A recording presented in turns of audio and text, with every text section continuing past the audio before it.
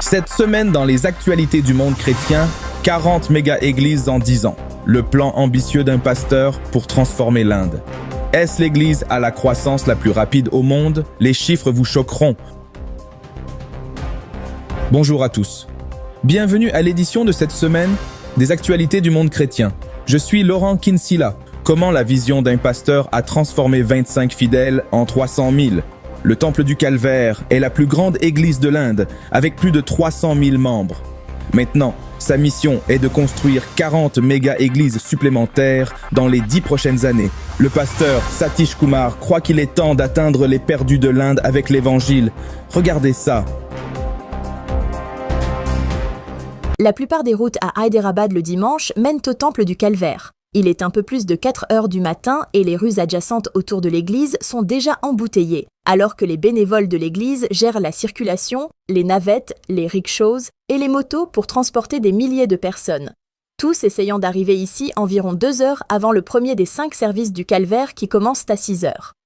Au lever du soleil, les fidèles ont pris place. Le sanctuaire principal peut accueillir 18 000 personnes, soutenu par la salle adjacente de Bethléem, avec 15 000 places et une troisième structure pouvant accueillir plus de 3 000 personnes.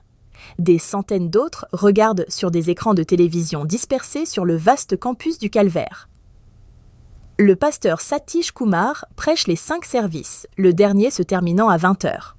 J'ai reçu la grâce de diriger cette église qui pratique la parole de Dieu, ce qui dépasse mes rêves et mon imagination. Le Temple du Calvaire a commencé en 2005, avec environ 2 douzaines de personnes. Aujourd'hui, il compte plus de 300 000 membres, ce qui en fait la plus grande église de cette nation et l'une des plus grandes au monde. Ils ont 11 églises satellites avec des projets d'expansion nationale.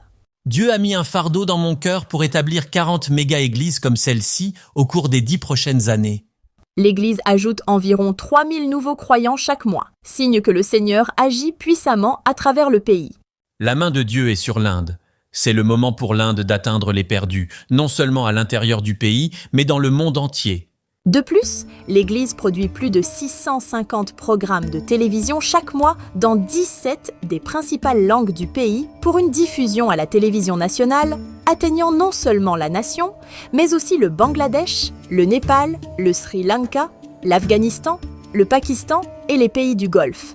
Des millions d'autres suivent sur les réseaux sociaux. La raison du succès de l'Église ? Prêcher la pure parole de Dieu est ce qui attire les gens et pratiquer la parole de Dieu est ce qui garde les gens dans l'Église. Cette démonstration pratique est pleinement exposée ici chaque dimanche. Narayana Podili travaille comme ingénieur civil pendant la semaine. Le dimanche, il dirige une armée de 150 bénévoles de l'Église qui passent des heures à hacher, trancher, éplucher et remuer. Tout pour préparer des repas gratuits de petit déjeuner et dîner pour 50 000 personnes. Nous nous engageons à venir ici tous les dimanches à 3 heures du matin et nous travaillons jusqu'au soir. Nagaveli Mandem sert dans la cuisine du Calvaire depuis 7 ans après avoir fait une promesse à Dieu que s'il guérissait sa tumeur cancéreuse, elle servirait l'Église à ce titre. Parce que j'ai fait cette promesse, Dieu m'a complètement guéri sans chirurgie. Dieu a éliminé la tumeur dans ma poitrine. En action de grâce envers lui, je sers ici dans la maison du Seigneur. Elle et les bénévoles nourrissent plus de 200 000 personnes chaque mois. En Inde, nous disons que le service à l'humanité est un service à Dieu. C'est donc ce que nous essayons de pratiquer. Nous essayons de montrer l'amour de Dieu en action de toutes les manières possibles. Le Calvaire dispose également d'un hôpital sur le campus où les membres reçoivent gratuitement un traitement médical le dimanche et des médicaments à prix réduit. La majorité des gens qui viennent ici sont pauvres et ne peuvent pas se permettre le traitement. Les membres ont également accès aux installations de l'Église pour célébrer des mariages.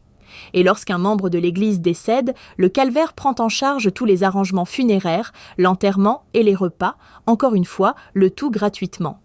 Le pasteur Kumar envoie même un gâteau d'anniversaire à chacun des 350 000 membres. En 2007, le Temple du Calvaire a créé un système de cartes d'accès, le premier du genre, pour assurer le suivi des membres et de leurs familles.